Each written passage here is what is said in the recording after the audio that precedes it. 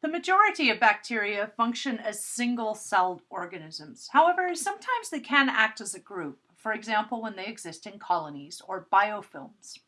The bacteria actually communicate with each other through chemicals. And occasionally we see them communicating through structures we call nanowires. Nanowires are appendages that are many microns long that actually physically attach one bacterium to the other. On these nanowires, the bacteria are able to transfer electrons and some other substances. So we see, in truth, that when bacteria live in colonies or in biofilms, they behave much differently than if they were in existence on their own. Prokaryotes exhibit a variety of shapes. There are three general shapes: coccus, bacillus, and spirillum. Coccus, they're roughly spherical, although they can have a number of different shapes. Bacillus are rod-shaped. They can either be short and plump, we call them coccobacillus, or they can have a gentle curve to them, where we'd call them vibrio. Spirillum are all a curviform or spiral-shaped bacteria, and they form a fairly rigid helix. Now, spirochetes are another form of spirillum, but they have a much more flexible structure.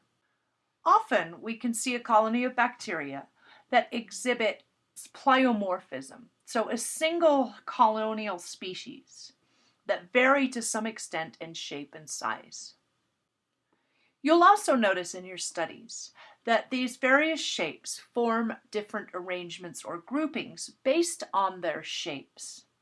So the cocci have the greatest variety of arrangement. They can either be single, they can be in pairs, diplococcic, or tetrads.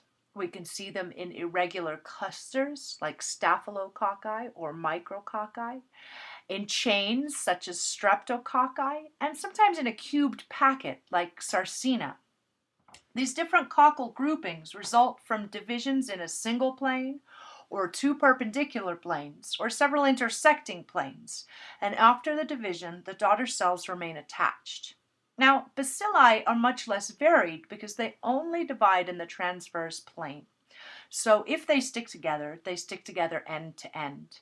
So we'll see them either as single bacilli or pairs, diplobacilli. In a chain, streptobacilli. And then sometimes in rows of cells oriented side by side, in which they've divided along the transverse plane and then come together in palisades. As you can see, there's a common theme here: diplo, strepto, so on and so forth. Now, with spirilla, we occasionally find them in short chains. However, spirochetes very rarely remain attached to each other, so they're most often seen singly. If you examine this table here, you'll get a good summary of the variety of different arrangements that we can see in bacterial cells. Let's have a quick concept check before we move on. What term refers to cells that appear as bent rods? Spirillum, spirochete, vibrio, or bacillus? Yeah, you're right. Vibrio is the one we just covered, where they're slightly curved. Spirochetes and spirillum are more helical form. Vibrio have a slight curve, and bacillus are simply straight. Let's take a look at the classification systems in the Prokaryote.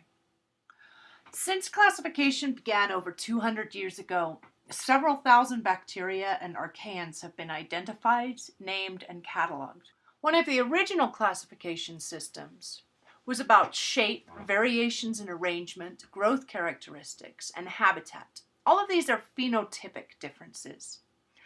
However, that made tracing origins and evolutionary relationships pretty difficult. So we started to ask which characteristics are most indicative of closeness in bacteria. In the early days, again, we used shape, arrangement, and habitat, as well as staining. But now, with the advent of molecular techniques, we have much more available. We can see changes in the ribosomal RNA sequences as well as protein structures. But it turns out these changes in ribosomal RNA sequences are integral to discovering the evolutionary relationships between these bacterial species.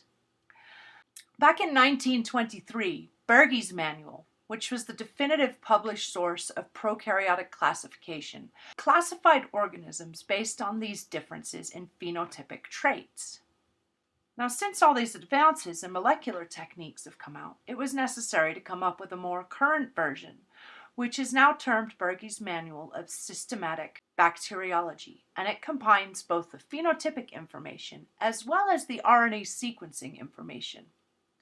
Now, not everyone's interested in the evolutionary relationships, and so this version can make it fairly complex for us to understand these in clinical bacteriology. So now we also have Berge's Manual of Determinative Bacteriology. This one is, again, based more on the phenotypic characteristics.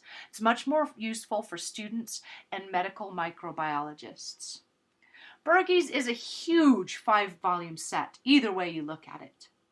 Now, it's also important to remember that these classification systems are in constant flux because as we learn new information, for example, the molecular techniques that we've recently picked up, things are going to change. So the classifications are really just used to help us make our way through and understand the relationships and characteristics of these various types of bacteria. So presently, using the determinative bacteriology version, we're organizing the prokaryotes into 4 major divisions based on their cell wall structure. The first major division is Gracilicutes. All of these are gram-negative cell wall bacteria. They're considered thin-skinned. The next are Firmicutes. They're gram-positive cell walls, thus they're thick and strong. Tenoricutes lack a cell wall at all, so they're considered soft. And Mendocicutes are the archaeans. These are the primitive prokaryotes with unusual cell walls and nutritional habitats. We'll take a little look at those here shortly. There are 200 or so species that are known to cause human and animal diseases. All of these species can be found in 4 classes. There's Scotobacteria, Firmibacteria, Thalobacteria, Molicutes.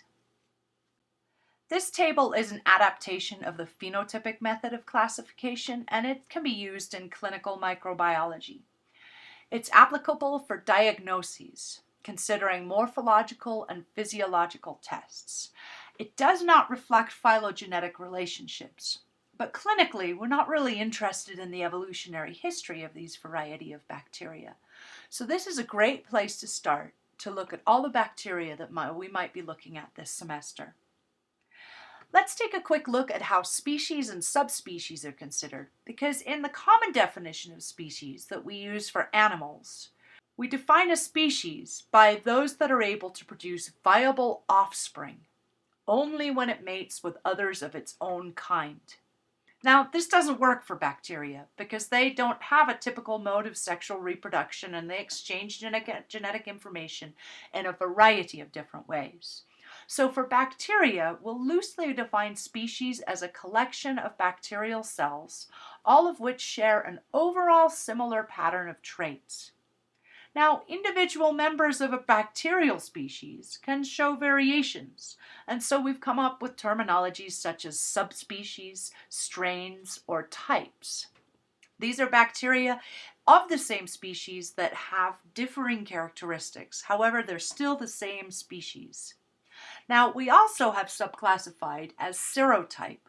Serotype includes representatives of a species that stimulate a distinct pattern of antibody response in their hosts. So again, this is useful in clinical microbiology, but not so useful in evolutionary microbiology.